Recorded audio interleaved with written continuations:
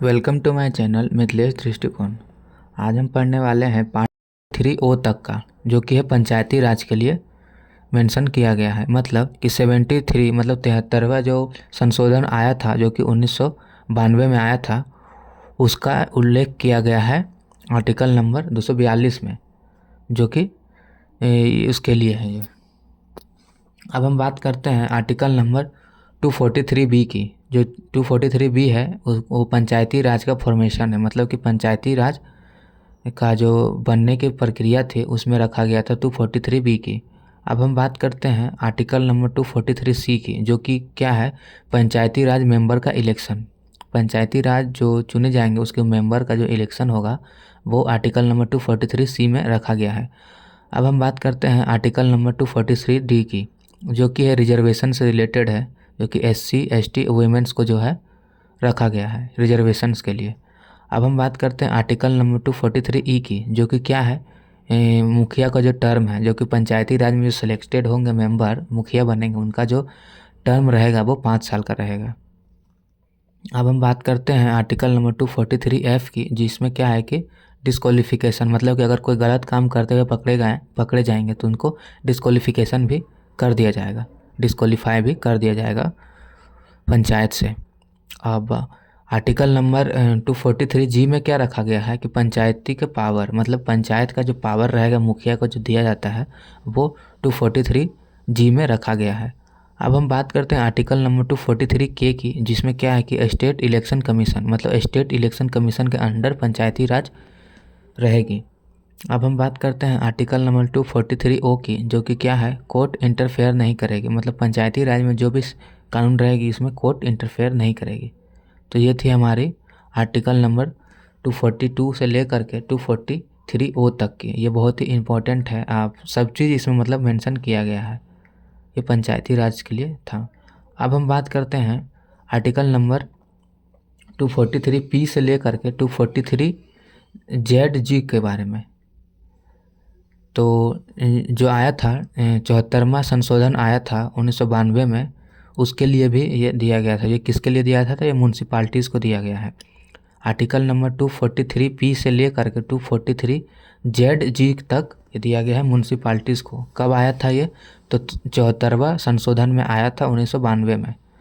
तो सबसे पहला हमारा आर्टिकल है आर्टिकल नंबर 243Q, जो कि है म्यूनसिपाल्टीज़ का फॉर्मेशन, म्यूनसिपाल्टीज़ का व्यवस्था को बनाना। और 243T में क्या रखा गया है? रिजर्वेशन। इसमें रिजर्वेशंस का डिस्क्रिप्शन किया गया है। और 243U में क्या रखा गया है? इसमें रखा गया है कि म्यूनसिपाल्टी जो रहेंगे, मेयर जो रहेंगे वो 5 साल के लिए चुने जाएंगे। अब आर्टिकल नंबर 243Y में क्या रखा गया है कि स्टेट फाइनेंस कमीशन, मतलब कि जो स्टेट जो है वो उसका जो एक स्टेट, हर एक स्टेट का फाइनेंस कमीशन रहेगा और मेयर जो है वो स्टेट फाइनेंस कमीशन के अंडर ही काम करेंगे। तो ये हमारा रखा गया आर्टिकल नंबर 243Y के। अब हम बात करते हैं आर्टिकल नंबर 43ZG की, जो कि क्या है, कोर्ट इसमें इंटरफेयर नहीं करेगी। म्यूनसिपाल्टी की जो सिस्टम रहेगी उसमें क्या कानून रहेगी ये सब कोर्ट इंटरफेयर नहीं करेगी। अब हम बात करते हैं जो कि है पार्ट 10 की, जो कि इसमें कौन कौन से आर्टिकल्स आते हैं। तो आर्टिकल नंबर 244 और आर्टिकल नंबर 244A है। ये क्या है? ये शेड्यूल ट्राइबल्स और एरियाज़ को डिस्क्राइब करती है। तो आर्टिकल 244 में क्या है कि 5 और 6 शेड्यूल में जो बात रखी गई है उसके लिए ये मेंशन करता है। 5 और 6 शेड्यूल जो आए थे वो आर्टिकल 244 के तहत ही आए थे। Article number 244A, article number 244A में क्या रखा गया है कि शेड्यूल ट्राइबल्स और क्रिएशंस ऑफ द एरिया, जो कि शेड्यूल ट्राइबल का जो एरिया रहता है, जैसे कि असम एरिया जो है वो शेड्यूल ट्राइबल से भरा हुआ है, इसके लिए हम लोग 244A में रखा गया है।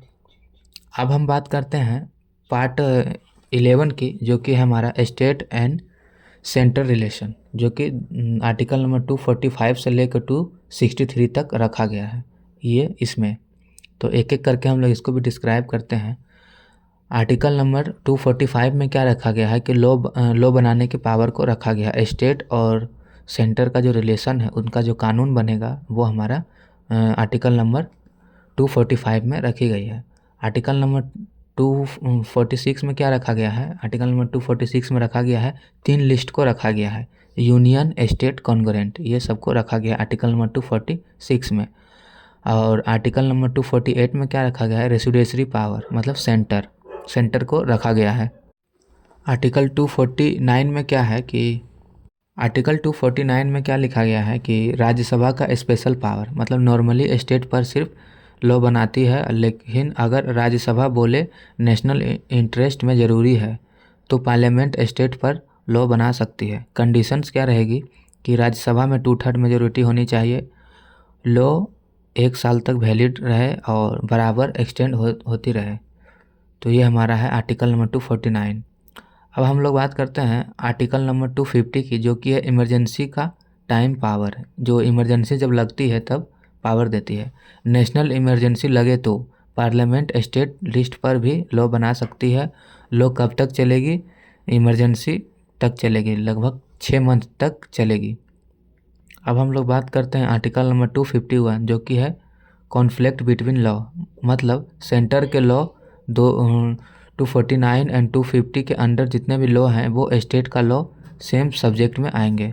अगर दोनों कॉन्फ्लिक्ट हो जाए तो सेंटर का लॉ चलेगा। तो ये हमारा आर्टिकल नंबर 251 में डिस्क्राइब है। अब हम बात करते हैं आर्टिकल नंबर 252 की, जो कि है स्टेट की रिक्वेस्ट पर लॉ, मतलब कि स्टेट अगर चाहे तो वो रिक्वेस्ट कर सकती हैं लॉ बनाने की। अगर 2 या 2 से ज़्यादा स्टेट बोले सेंटर हमारे लिए लॉ बना दे तो वो बना सकती है। पार्लियामेंट लॉ बना सकती है, बाकी स्टेट को अडॉप्ट कर सकती है। आर्टिकल 253 में क्या है, इंटरनेशनल एग्रीमेंट, मतलब अगर इंडियन कोई टेरेटरी एग्रीमेंट या इंटरनेशनल ऑब्लिगेशन है तो पार्लियामेंट किसी भी लिस्ट पर लॉ बना सकती है।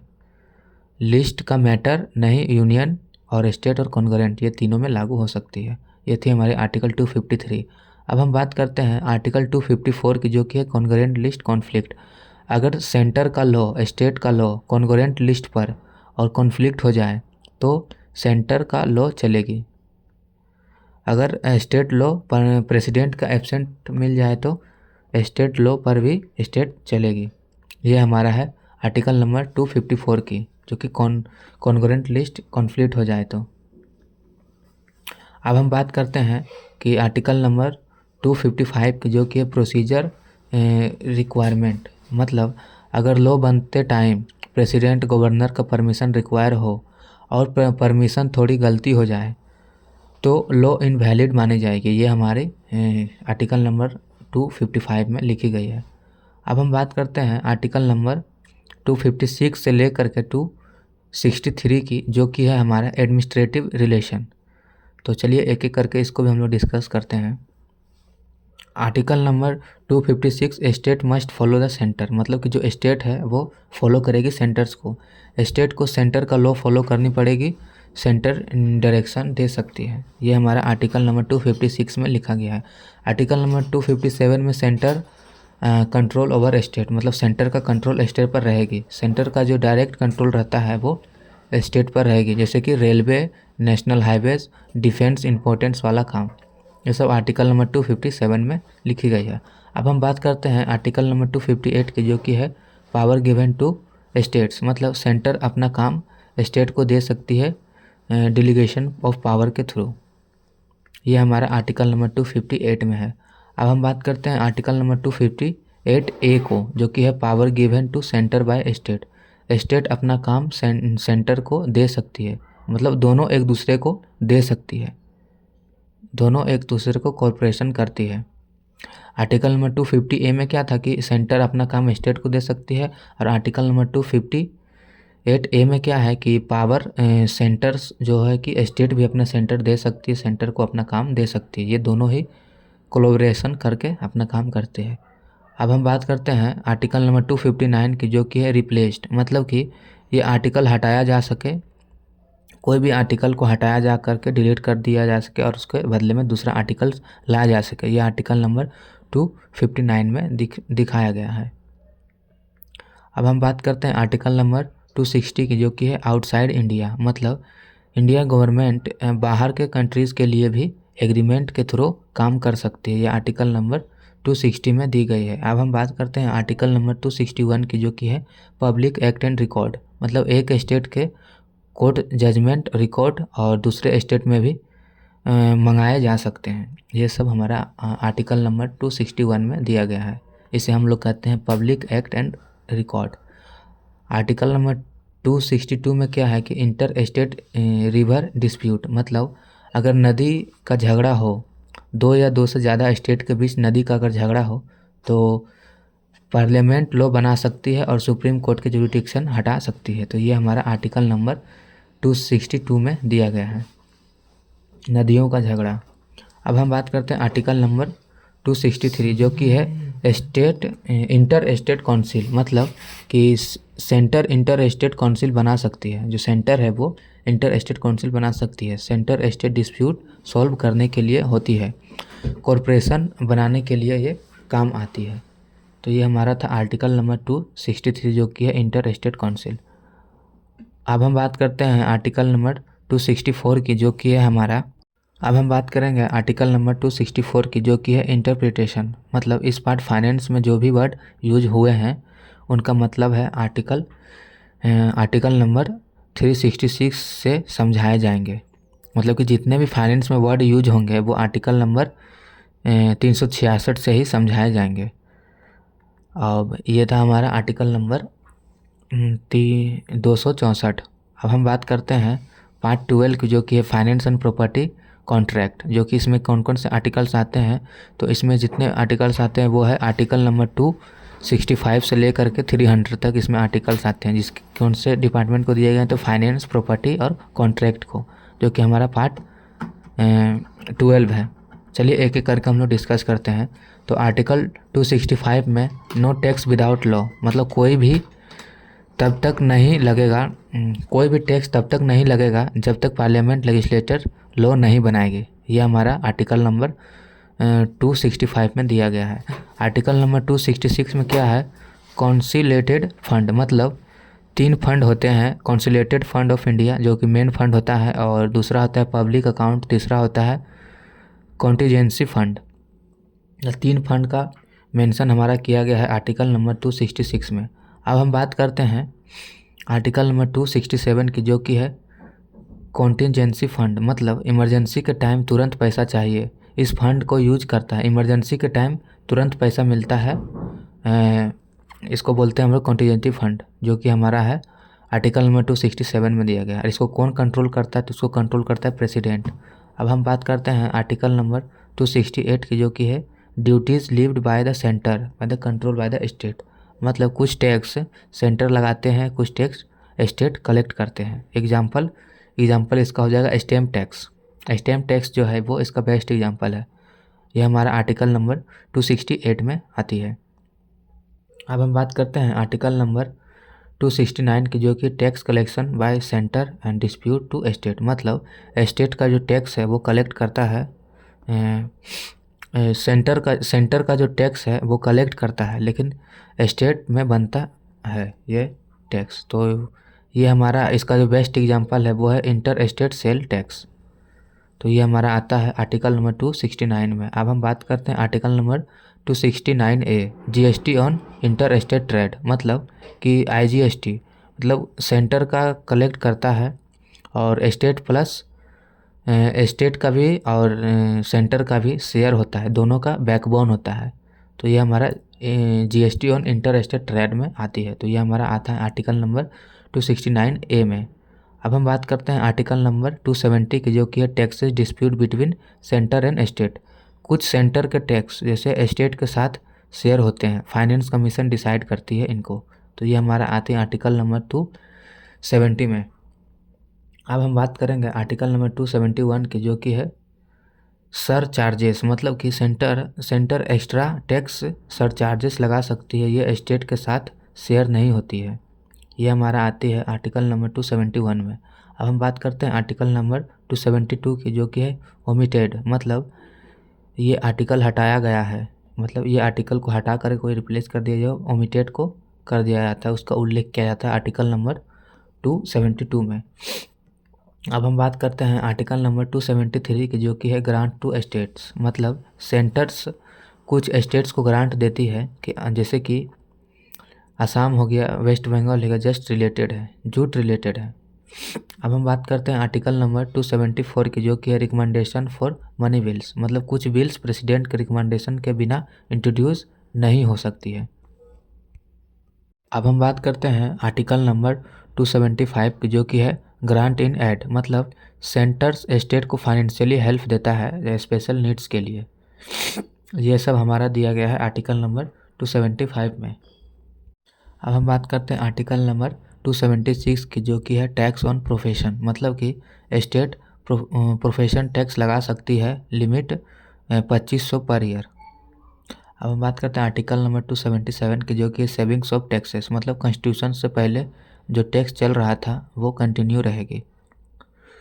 तो ये हमारा आर्टिकल नंबर 277 में दिया गया है। अब हम बात करते हैं आर्टिकल नंबर 278 की, जो कि है रिप्लेस्ड, ये आर्टिकल हटाया जा सके और कुछ आर्टिकल्स उसके बदले में लाया जा सके, ये हमारा आर्टिकल नंबर 278 में है। अब हम बात करते हैं आर्टिकल नंबर 279 की, जो कि हमारा नेट प्रोसीड, मतलब टैक्स का नेट अमाउंट कैसे कैलकुलेट होगा, ये आर्टिकल बताता है। टैक्स का जो अमाउंट होगा वो कैसे कैलकुलेट होगा, ये बताता है हमारा आर्टिकल नंबर 279 में। अब आर्टिकल नंबर 279A क्या है, जीएसटी काउंसिल, मतलब कि जीएसटी काउंसिल जीएसटी का जो रेट्स होगा डिसाइड करेगी, वो चेयरमैन करेगी यूनियन फाइनेंस मिनिस्टर। ये आर्टिकल नंबर 279A में दिया गया है। अब हम बात करते हैं आर्टिकल नंबर 280 की, जो कि है फाइनेंस कमीशन, मतलब फाइनेंस कमीशन सेंटर और स्टेट का पैसा का फॉर्मूला डिसाइड करती है, 5 साल में बनाती है ये। तो ये फाइनेंस कमीशन को रखा गया है आर्टिकल नंबर 280 में। अब हम बात करते हैं आर्टिकल नंबर 281 की, जो कि है रिकमेंडेशन ऑफ एफसी, मतलब फाइनेंस कमीशन।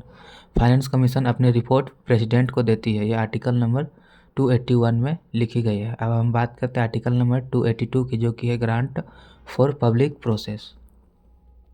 इसमें क्या है कि सेंटर या स्टेट पब्लिक पर्पस के लिए ग्रांट दे सकती है, ये आर्टिकल नंबर 282 में रखी गई है। अब हम बात करते हैं आर्टिकल नंबर 283 की, जो कि है कस्टोडी ऑफ फंड। कस्टोडी फंड में क्या है कि गवर्नमेंट का पैसा पब्लिक अथॉरिटीज़ के पास रहेगी, ये आर्टिकल नंबर 283 में लिखी गई है।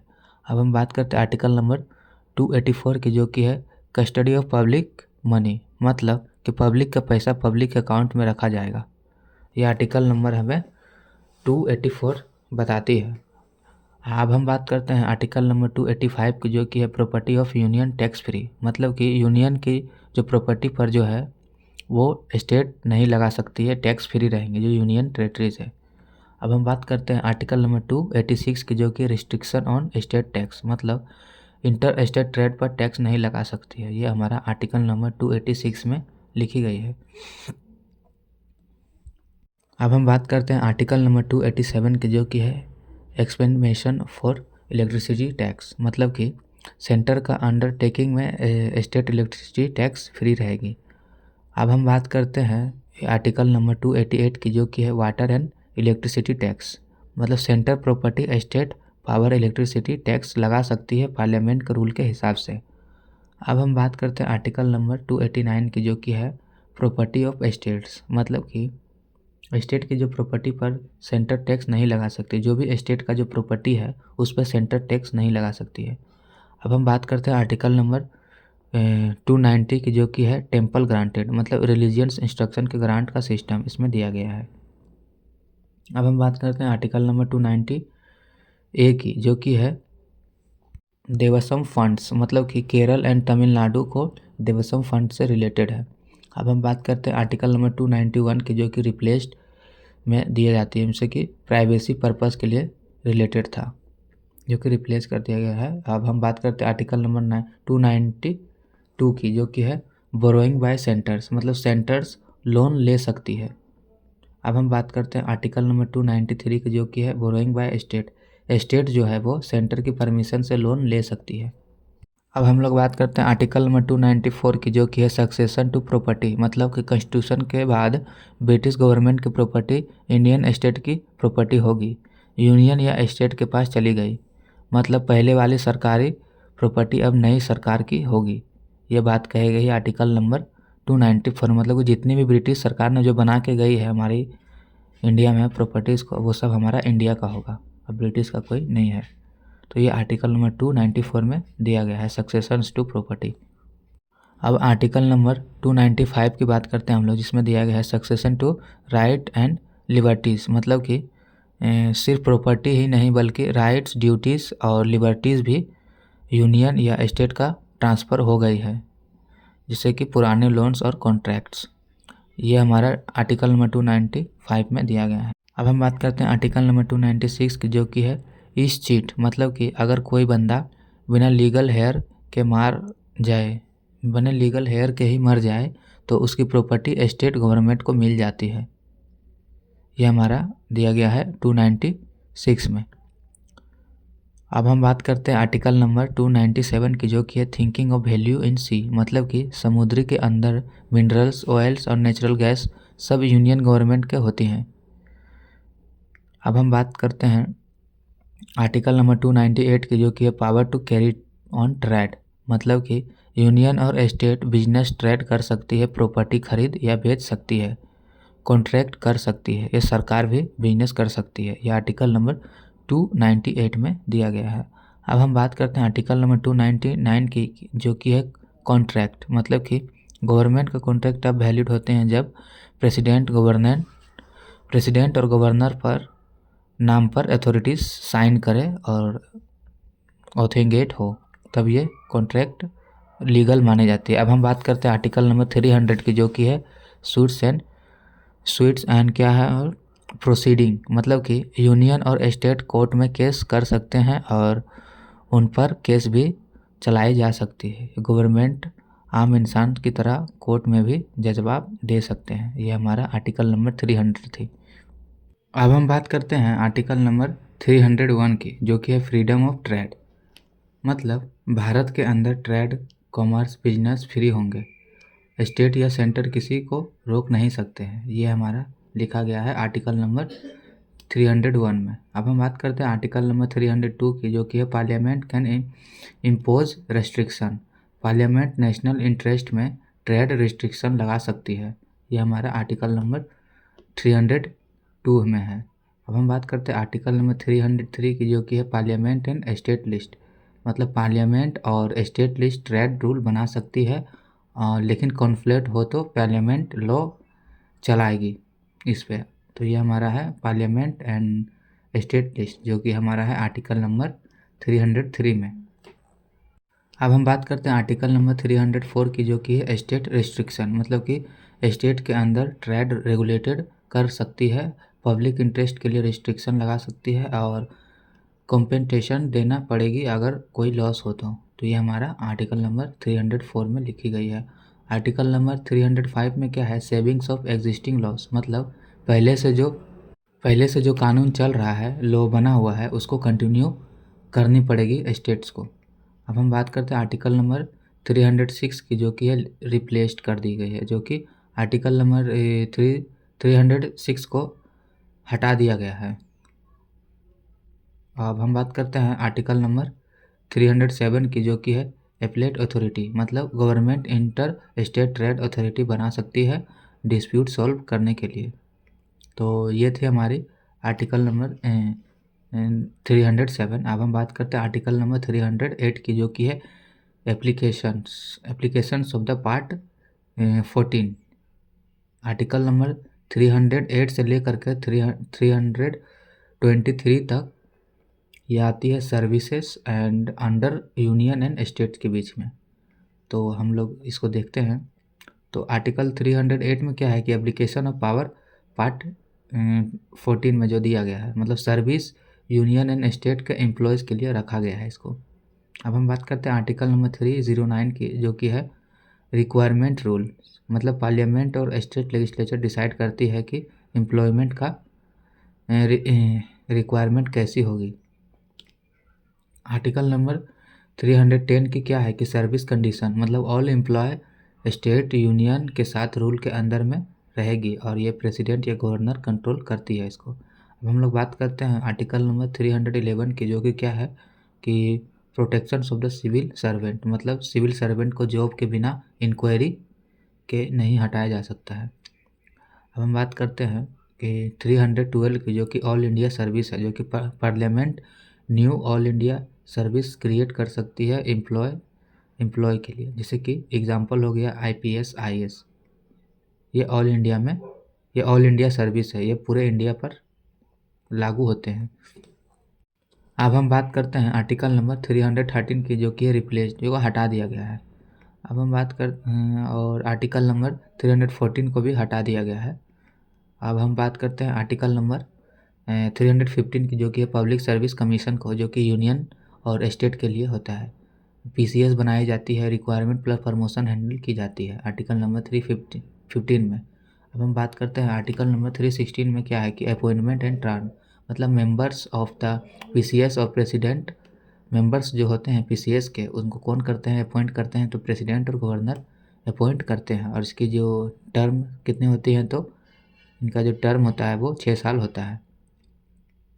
अब हम बात करते हैं आर्टिकल नंबर 317 की, जो कि removal and suspension of members, मतलब PCS के मेंबर्स को हटाया जा सकता है अंडर के रूल। अब हम बात करते हैं आर्टिकल नंबर 318 की, जो कि क्या है कि पावर्स का रेगुलेट, मतलब PCS अपने ऑन पावर बना सकती है। और आर्टिकल नंबर 319 में क्या लिखा गया है कि प्रोविजंस एंड रिक्वायरमेंट, मतलब सर्टेन रूल बनाई जा सकती है, एज लिमिट, रिक्वायरमेंट और डिसाइड कर सकती है। अब हम बात करते हैं आर्टिकल नंबर 320 की, जो कि है फंक्शंस ऑफ PCS, मतलब रिक्वायरमेंट एंड सर्विस के लिए एडवाइस और एग्ज़ाम, इंटरव्यू, अपॉइंटमेंट ये डिसाइड कर सकती है आर्टिकल नंबर 320 में। अब हम बात करते हैं आर्टिकल नंबर 321 की, जो कि एक्सटेंड ऑफ फंक्शंस, मतलब पार्लियामेंट, स्टेट लेजिस्लेचर डिसाइड करती है PCS का स्कोप। अब हम बात करते हैं आर्टिकल नंबर 322 की, जो कि यूनियन टेरेटरीज़ में PCS का प्रोविज़न होगा। ये आर्टिकल नंबर 322 में दी गई है। अब हम बात करते हैं आर्टिकल नंबर 323, जो कि है एडमिनिस्ट्रेटिव ट्रिब्यूनल्स, मतलब कि गवर्नमेंट जॉब का डिस्प्यूट सॉल्व करने के लिए ट्रिब्यूनल्स बनाई जाएगी। ये हमारा देता है आर्टिकल नंबर 323 में। अब हम बात करते हैं पार्ट 15 की, जो कि हमारा इलेक्शंस, मतलब कि आर्टिकल नंबर 324 से लेकर के 329 जो है वो हमारा इलेक्शंस के लिए दिया गया। और ये कितने पार्ट में है, तो हमारा लूसेंट का, ये हमारा है लूसेंट के अकॉर्डिंग हमारा पार्ट 15 में है। तो चलिए एक एक करके डिस्कस करते हैं। आर्टिकल 324 में क्या है, इलेक्शन कमीशन, मतलब कि इलेक्शन फ्री एंड फेयर होगा और इलेक्शन कमीशन कंट्रोल करता है इसे। और आर्टिकल नंबर 325 में क्या है, नो डिस्क्रिमिनेशन इन इलेक्शन, सबके लिए इलेक्शन सेम होंगे, इक्वल वोट्स रहेंगे, इक्वल राइट रहेंगे, कोई भी हमें डिस्क्रिमिनेशन नहीं कर सकता है, रिलीजियंस के ऊपर, कास्ट के ऊपर कोई भी हमें डिस्क्रिमिनेशन नहीं कर सकता है। अब आर्टिकल नंबर 326 में क्या है, एडल्ट सफ़ेज, मतलब कि 18+ के लोग वोट दे सकते हैं, जो भी आदमी 18+ हो गए हैं वो अपना वोट दे सकते हैं। और आर्टिकल नंबर 327 में क्या है कि पार्लियामेंट पावर, मतलब कि पार्लियामेंट इलेक्शन का रूल बनाती है और पावर में रहती है, ये आर्टिकल नंबर 327 कहती है। अब हम बात करते हैं आर्टिकल नंबर 328 में स्टेट पावर, मतलब कि स्टेट रूल पार्लियामेंट का लॉ के अंदर में रहती है, ये हमारा आर्टिकल नंबर 322(8) बोलता है। अब हम बात करते हैं आर्टिकल नंबर 329 की, जो कि है बार ऑन इंटरफेरेंस, मतलब कि कोर्ट इलेक्शन में इंटरफेरेंस नहीं करेगी एस्पेक्ट लॉ के अंदर। हाँ, अब हम बात करते हैं पार्ट 16 की, जो कि है special provision and relating on certain classes, जो कि हमारा इसमें कौन कौन से आर्टिकल्स आते हैं, जो कि हमारा आर्टिकल्स आते हैं 330 से लेकर के 342 की, जो किस लिए आते हैं, तो ये ST SC OBC Anglo Indians और रिप्रेजेंटेशन करती है, रिजर्वेशन से और लेजिस्लेटिव एंड जॉब्स के लिए रखी गई है, जो कि हमारा है। इसमें कौन कौन से आते हैं, तो ये हमारा आते हैं 330 से लेकर के 342 की। इसको भी हम लोग चलिए डिटेल में डिस्कस कर ही लेते हैं। तो जो हमारा जो ST है और SC है, OBC है और एंग्लो इंडियंस है, उसको हम लोग रखते हैं इसमें आर्टिकल नंबर 330 में। और 331 में क्या है कि आर्टिकल नंबर 331 में representatives of the Anglo Indians community in Lok Sabha, मतलब प्रेसिडेंट नॉमिनेट कर सकते हैं और 2 एंग्लो इंडियंस मेंबर लोकसभा में रह सकते हैं। अगर कोई इलेक्शन में नहीं आ पा रहा है तो एंग्लो इंडियंस को स्पेशल रिप्रेजेंटेशन दी जाएगी। ये हमारा आर्टिकल नंबर 331 कहती है। अब हम बात करते हैं आर्टिकल नंबर 332 की, जो कि है reservation of the ST SC और स्टेट लेजिस्लेचर। स्टेट असेंबली में स्टेट का जो असेंबली होता है उसमें जो सीट रिजर्व करते हैं ST SC के लिए, वो हमारा आर्टिकल नंबर 332 में रखा गया है। अब आर्टिकल 333 में क्या रखा गया है? आर्टिकल नंबर 333 में nomination of SC by the governor. Governor nominate कर सकते हैं SC मेंबर को स्टेट असेंबली में अगर उनकी रिप्रेजेंटेशन कम हो तो ये हमारा आर्टिकल नंबर 333 में मेंशन है। अब हम बात करते हैं आर्टिकल नंबर 334 की, जो कि है रिजर्वेशन लिमिटेशन। मतलब ST और SC and Anglo Indians reservation originally 10 year के लिए था, कॉन्स्टिट्यूशन अमेंडमेंट में इसे एक्सटेंड कर दिया था। तो ये था हमारा आर्टिकल नंबर 334 की। अब हम बात करते हैं आर्टिकल नंबर 335 की, जो कि है क्लाइम्स ऑफ ST और ST, जैसे कि जॉब और प्रमोशन में मेरिट और रिजर्वेशन बैलेंस करती है, जो कि हमारा आर्टिकल नंबर 335 में है। अब हम बात करते हैं आर्टिकल नंबर 336 की, जो कि nominations of Anglo Indians in states. President and government nominate कर सकते हैं एंग्लो इंडियन मेंबर्स को स्टेट असेंबलीज में। अब हम बात करते हैं आर्टिकल नंबर 337 की, जो कि है हमारा special officers for linguistic minorities. मतलब कि लिंग्विस्टिक माइनॉरिटीज़ के लिए स्पेशल ऑफर दिया जाता है protection language and education rights के लिए। अब हम बात करते हैं आर्टिकल नंबर 338 की, जो कि है नेशनल कमीशन फॉर SC। मतलब कि SC का एक वेलफेयर और राइट्स के लिए नेशनल कमीशन बनाई जाएगी और उसका जो रिपोर्ट प्रेसिडेंट को देनी पड़ेगी। ये हमारा आर्टिकल नंबर 338 में है। अब हम बात करते हैं आर्टिकल नंबर 338A को, जो कि है नेशनल कमीशन फॉर ST के लिए भी सेम प्रोविज़न रहेगा और प्रोटेक्ट ट्राइबल राइट्स करेंगे। इसका भी रिपोर्ट प्रेसिडेंट को देनी पड़ती है। अब हम बात करते हैं आर्टिकल नंबर 339 का, जो कि है control and minorities in union territories. मतलब यूनियन टेरेटरीज़ में जो SC और ST का राइट है वो स्पेशल प्रोविज़न मानी जाएगी। ये हमारा आर्टिकल नंबर 339 में लिखा गया है। अब हम बात करते हैं आर्टिकल नंबर 340 की, जो कि है कमीशंस फॉर बैकवर्ड क्लासेस। मतलब प्रेसिडेंट कमीशन बना सकती है और बैकवर्ड क्लासेस आइडेंटिफाई करने के लिए रिकमेंडेशन देगी और रिजर्वेशन एंड वेलफेयर के लिए बेनिफिशियल होगी। ये हमारा आर्टिकल नंबर 340 कहती है। अब हम बात करते हैं आर्टिकल नंबर 341 की, जो कि शेड्यूल कास्ट। मतलब कि प्रेसिडेंट नोटिफाई करेगी ST लिस्ट को। अब हम बात करते हैं आर्टिकल नंबर 342 की, जो कि है शेड्यूल ट्राइबल्स। मतलब कि प्रेसिडेंट नोटिफाई करेगी ST लिस्ट को, इसमें सेम है। अब हम बात करते हैं आर्टिकल नंबर 343 से लेकर के 351 को, जो कि ऑफिशियल लैंग्वेज को रखा गया है। तो इसको भी हम लोग डिस्कस करते हैं डिटेल में। 343 से लेकर के 351 का जितने भी आर्टिकल्स है वो ऑफिशियल लैंग्वेज के लिए प्रिपेयर किया गया है। तो चलिए देखते हैं हम लोग। तो सबसे पहला आर्टिकल है हमारा आर्टिकल नंबर 343, जो कि ऑफिशियल लैंग्वेज के लिए है। वो Hindi official language of union और English association language till decide. Article number 344 जो है वो लैंग्वेज कमीशन को रखे गए हैं, जो कि लैंग्वेज का कमीशन सेट करेगी और हिंदी को प्रमोट करेगी। यह हमारा आर्टिकल 344 में रखा गया है। अब हम बात करते हैं आर्टिकल 345 को, जो कि है स्टेट ऑफिशियल लैंग्वेज। मतलब स्टेट्स अपने ऑफिशियल लैंग्वेज चूज़ कर सकती है। अब हम बात करते हैं आर्टिकल नंबर 346 की, जो कि ऑफिशियल लैंग्वेज ऑफ UTS। मतलब कि यूनियन टेरेटरीज़ में लैंग्वेज डिसाइड करेगी प्रेसिडेंट।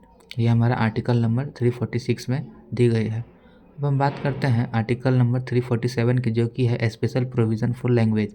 मतलब specific state minorities language promote करने का परमिशन है।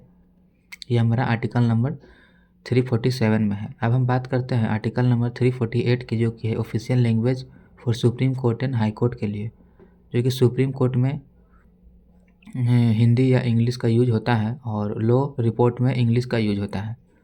अब हम बात करते हैं आर्टिकल नंबर 349 की, जो कि है स्पेशल ऑफिसर्स फॉर हिंदीज। मतलब कि यूनियन में हिंदी प्रमोशन ऑफिसर्स भी रहेंगे। अब हम बात करते हैं आर्टिकल नंबर 350 की, जो कि है right to instruction in mother tongue. मतलब कि माइनॉरिटीज़ चिल्ड्रंस को मदर टंग में एजुकेशन का राइट है। अब हम बात करते हैं आर्टिकल नंबर 350A की, जो कि इंस्ट्रक्शंस इन मदर टंग ही है, जो कि स्टेट में एजुकेशन इन मदर टंग में देनी होगी। अब हम बात करते हैं आर्टिकल नंबर 350B की, जो कि है special officers for linguistic minorities, मतलब प्रोटेक्ट लिंग्विस्टिक माइनॉरिटीज़ के राइट में रहेगी। अब हम बात करते हैं आर्टिकल नंबर 351 की, जो कि है directive for development for Hindi, promote Hindi, मतलब कि नेशनली हिंदी को प्रमोट करना, ये है हमारा आर्टिकल नंबर 351 में। अब हम बात करते हैं आर्टिकल नंबर 352 से लेकर के 360 तक, जो कि है इमरजेंसी का प्रोविज़न है। तो एक एक करके हम लोग देखते हैं इसको, बहुत ही इम्पोर्टेंट आर्टिकल है। तो आर्टिकल नंबर 352 में नेशनल इमरजेंसी है, मतलब वार, एक्सटर्नल एक्सपेंस, इंटरनल डिस्पेंस हो जाए तो किसी भी प्रकार का अगर वार छिड़ जाए हमारे देश में, तो उस टाइम हम नेशनल इमरजेंसी का लागू होता है। और नेशनल इमरजेंसी कौन करता है? दंगा फसाद होने लगता है। अब मामला जो है बहुत ही गंभीर हो चुका है कि हमने इमरजेंसी लगाने का वक्त आ गया है। जैसे कि वर्ल्ड वार जैसे चीज़ अगर होने लगी फिर से, तो नेशनल इमरजेंसी लगाई जाती है। और ये किस में लगाई जाती है? तो आर्टिकल 352 में लगाई जाती है। और इसको कौन लगाते हैं? तो इनको डिक्लेयर करते हैं प्रेसिडेंट ऑफ इंडिया। प्रेसिडेंट जो है वो डिक्लेयर करते हैं, पार्लियामेंट पावर को इंक्रीज़ करते हैं। तो ये हमारा था नेशनल इमरजेंसी, जो कि है हमारा आर्टिकल नंबर 352 में है। आर्टिकल 353 में है effects of the emergency on executive power, मतलब एग्जीक्यूटिव पावर को प्रेसिडेंट को ज़्यादा है। एग्जीक्यूटिव का जो पावर है वो प्रेसिडेंट को ज़्यादा है। और अब हम बात करते हैं आर्टिकल नंबर 354 की, जो कि फाइनेंशियल इमरजेंसी, मतलब पार्लियामेंट फाइनेंशियल कंट्रोल यूनियन के पास रहता है। अगर स्टेट में कोई फाइनेंशियल ऑटोनॉमी लिमिटेड हो जाए तो उसे फाइनेंशियल इमरजेंसी भी कहते हैं। तो 284 में हम थ्री क्या है हमारा, कितने आर्टिकल थे हमारे? 354 जो है हमारा फाइनेंशियल इमरजेंसी में आती है। अब हम बात करते हैं 355 को, जो कि है ड्यूटीज़ ऑफ यूनियन, जो कि है स्टेट का प्रोटेक्ट और इंश्योर लॉ एंड ऑर्डर्स को रिकवरी रखना। अब हम बात करते हैं आर्टिकल नंबर 356 की, जो कि है प्रेसिडेंट रूल इन स्टेट, मतलब कि अगर कोई स्टेट में दंगा फसाद होने लगे तो वहाँ पर प्रेसिडेंट रूल लागू होती है। उससे बोलते हैं हम लोग स्टेट इमरजेंसी भी बोलते हैं उसे। तो ये आर्टिकल नंबर 356 से लगाई जाती है।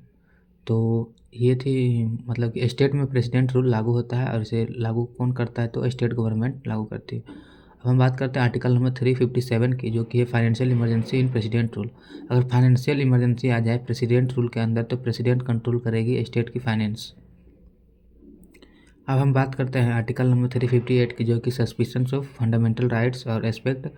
आर्टिकल नंबर 2 कितना है? आर्टिकल नंबर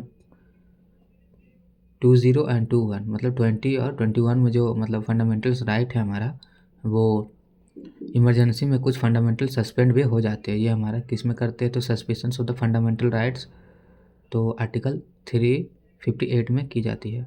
आर्टिकल 359 में क्या है? Suspicions of the fundamental right under article 9, मतलब पार्लियामेंट प्रेसिडेंट को अथॉरिटी देगी कि सस्पेंड करने के लिए 359 के तहत।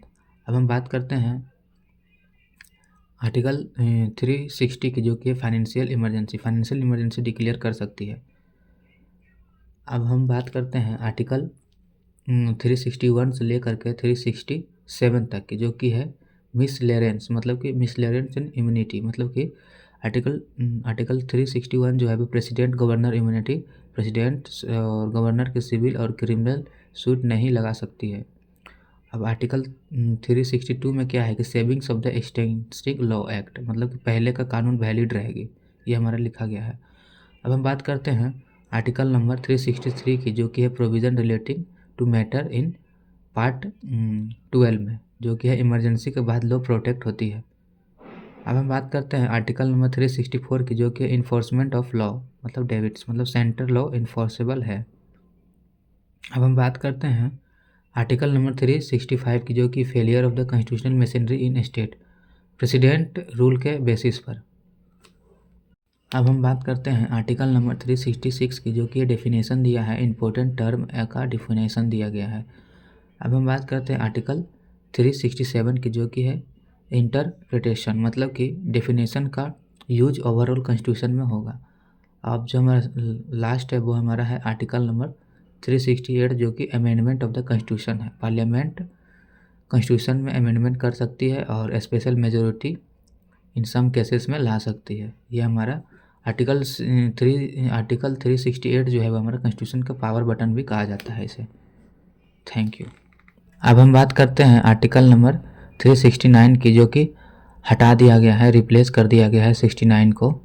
ये ओरिजिनली किसके लिए थी? तो ये ट्रेड और कॉमर्स ट्रेडिशनल रूल के लिए थी।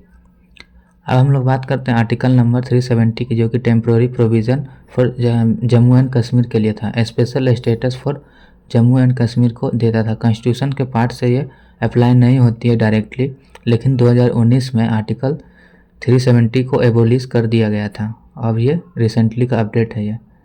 अब हम बात करते हैं आर्टिकल नंबर 371 की, जो कि है special provision for certain states, मतलब कि डिफरेंट स्टेट के लिए डिफरेंट प्रोविज़न्स बनाए जाएंगे। एग्जाम्पल में हम लोग देखते हैं महाराष्ट्र, गुजरात, नागालैंड, असम, मणिपुर, आंध्र प्रदेश में अलग से प्रोविज़न बनाई गई है। इसका जो mostly administrative and legislative flexibility होती है। अब हम बात करते हैं आर्टिकल नंबर 372 की, जो कि कंटिन्यूस ऑफ एग्जिस्टिंग लॉज, मतलब कि जो पहले के लॉज ब्रिटिश इंडिया के टाइम में थे वो कंटिन्यू रहेंगे कॉन्स्टिट्यूशन के अंदर अनटिल दे रिपेबल या अमेंडमेंट हो सकते हैं। ये आर्टिकल नंबर 372 में लिखी गई है। अब आर्टिकल नंबर 373 में क्या है? Validations of the certain orders, मतलब स्टेट प्रेसिडेंट का कुछ ओल्ड ऑर्डर्स और वैलिड डिक्लेयर कर सकते हैं। ये हमारा आर्टिकल नंबर 373 में है। अब हम बात करते हैं आर्टिकल नंबर 374 को, जो कि रिप्लेस हो चुका है, मतलब हटा दिया गया है। अब हम बात करते हैं आर्टिकल नंबर 375 की, जो कि है applications of Indian penal code, मतलब कि आईपीसी के पुराने प्रोविज़न इंडिया के सर्टेन एरियाज़ में कैसे अप्लाई होंगे स्पेसिफिक करता है ये आर्टिकल नंबर 375। अब हम बात करते हैं आर्टिकल नंबर 376 की, जो कि है traditional provision for high courts, मतलब कि पहले के हाई कोर्ट्स को जज स्ट्रक्चर कॉन्स्टिट्यूशन में कैसे इंटीग्रेट करना है। ये हमारा आर्टिकल नंबर 376 बताता है। अब हम बात करते हैं आर्टिकल नंबर 377 की, जो कि हटा दिया गया है। ये हिस्टोरिकल्स था, मतलब कि इसमें क्या था हम आपको बता देते हैं, जो कि हट चुका है अब। ये था old provision related role laws of the crimes, मतलब कि जो ओल्ड प्रोविज़न्स थे वो उसको हटा दिया गया था। कोई माना जाता है कि ब्रिटिश का लॉ था ये, इसलिए हटा दिया गया है इसे, और बहुत ही क्राइम वाला रोल था मतलब कि इसका, तो इसी को हटा दिया गया है। अब हम बात करते हैं आर्टिकल नंबर 378 की, जो कि है कंटिन्यूस ऑफ हाई कोर्ट्स, मतलब कि जो कंटिन्यू हाई कोर्ट्स थे वो रहेंगे, मतलब कि जो पुराने हाई कोर्ट्स थे वो तो रहेंगे ही, और जो मतलब नए हाई कोर्ट्स बने हैं वो भी रहेंगे। तो ये हमारे आर्टिकल नंबर 378 में लिखा गया है। अब हम बात करते हैं आर्टिकल नंबर 379 का, जो कि हटा दिया गया है, ये भी हिस्टोरिक से ही रिलेटेड थी। अब हम बात करते हैं आर्टिकल नंबर 380 की, जो कि है continuous of existing loss for services, मतलब कि एग्जिस्टिंग गवर्नमेंट सर्विस जैसे कि रिक्वायरमेंट और रिटायरमेंट और सर्विस और रूल कंटिन्यू जो रहेगी वो इसका रूल कानून इसी में बनाई गई है आर्टिकल नंबर 380 में, और ये कंटिन्यू रहेगी। अब हम बात करते हैं आर्टिकल नंबर 381 की, जो कि है transfers of officers and employees, मतलब कि ओल्ड ऑफिसर्स एम्प्लॉय ट्रांसफ़र हो सकती है कॉन्स्टिट्यूशंस में। यह आर्टिकल नंबर 381 में लिखी गई है। अब हम बात करते हैं आर्टिकल नंबर 382 की, जो कि है continuous of the suits and legal proceeding, मतलब कि ओल्ड कोर्ट केसेस डिस्प्यूट हो जाएंगे, कॉन्स्टिट्यूशन के कंटिन्यू रहेगी। जितने भी ओल्ड केसेस हैं वो कंटिन्यू रहेगी और उसको डिस्प्यूट भी किया जाएगा कॉन्स्टिट्यूशन के अकॉर्डिंग। यह हमारा आर्टिकल नंबर 382 में लिखी गई है। अब हम बात करते हैं आर्टिकल नंबर 383 की, जो कि है सेविंग्स ऑफ एग्जिस्टिंग एग्रीमेंट, मतलब कि pre independence state agreement constitution में वैलिड रहेगी। अब हम बात करते हैं आर्टिकल नंबर 384 की, जो कि है saving of contract and rights, मतलब कि एग्जिस्टिंग कॉन्ट्रैक्ट और प्रॉपर्टी राइट लिबर्टीज वैलिड रहेगी। ये हमारा आर्टिकल नंबर 384 में है। अब हम बात करते हैं आर्टिकल नंबर 385 की, जो कि है सेविंग्स इंक्रीमेंट, मतलब कि ओल्ड इंक्रीमेंट लॉज और कंटिन्यू कॉन्स्टिट्यूशंस में कंटिन्यू रहेगी। अब हम बात करते हैं आर्टिकल नंबर 386 की, जो कि हटा दिया गया है। अब हमारा है आर्टिकल नंबर 387 की, जो कि है कंटिन्यूजम ऑफ द ट्रिब्यूनल्स और बोर्ड्स, मतलब कि ओल्ड ट्रिब्यूनल्स बोर्ड्स जो है वो कॉन्स्टिट्यूशन में वैलिड रहेगी। अब हम बात करते हैं आर्टिकल नंबर 388 की, जो कि continuous of loss of existing of to finance, मतलब कि प्री एग्जिस्टिंग टैक्स और लोन्स एंड फंड्स जो है वो कॉन्स्टिट्यूशन में वैलिड रहेगी। ये हमारा आर्टिकल नंबर 388 में है। अब हम बात करते हैं आर्टिकल नंबर 389 की, जो कि है continue of on other laws, मतलब कि जो अदर लॉस हैं वो कंटिन्यू रहेगी, मतलब ओल्ड लॉस जो भी रिपेल नहीं हुए हैं वो कॉन्स्टिट्यूशंस में वैलिड रहेगी। अब हम बात करते हैं आर्टिकल नंबर 390 की, जो कि रिप्लेस कर दिया, मतलब हटा दिया गया है। अब हम बात करते हैं 391 की, जो कि है applications of law to certain territories, और जो टेरिटरीज जो है नई स्टेट्स यूटी में जो यूनियन टेरिटरीज में इंक्लूड हुए हैं वो ओल्ड लॉ के हिसाब से अप्लाई होंगे। ये हमारा आर्टिकल नंबर 391 में लिखी गई है। अब हमारा आर्टिकल नंबर 392 जो है वो हटा दिया गया है, और 393 भी हटा दिया गया है, और 394 भी हटा दिया गया है। ये 3 आर्टिकल्स डायरेक्टली कंटिन्यू हटा दी गई हैं। आर्टिकल नंबर 392 और 393 और 394 को हटा दिया गया है। अब आर्टिकल नंबर 395 में क्या है, रिप्लेस कर दिया गया है ओल्ड कॉन्स्टिट्यूशन के ट्रेडिशनल प्रोविज़न को एंड करते हुए। तो ये थी हमारी इंडियन कॉन्स्टिट्यूशन का इम्पोर्टेंट पार्ट्स और आर्टिकल्स। तो ये था हमारा वीडियो, जो कि हमने बहुत ही आसान लैंग्वेज में डिटेल में हमने पूरी वीडियो को कवर किया है। जितने भी आर्टिकल्स हैं, आर्टिकल्स 1 से लेकर पूरे लास्ट तक, शुरू से लेकर जो नया ऐड हुए हैं आर्टिकल्स, उसको भी हमने बहुत ही आसान लैंग्वेज में पढ़ा दिया है। तो बताइए आपको कमेंट में कैसा लगा ये वीडियो। Thank you.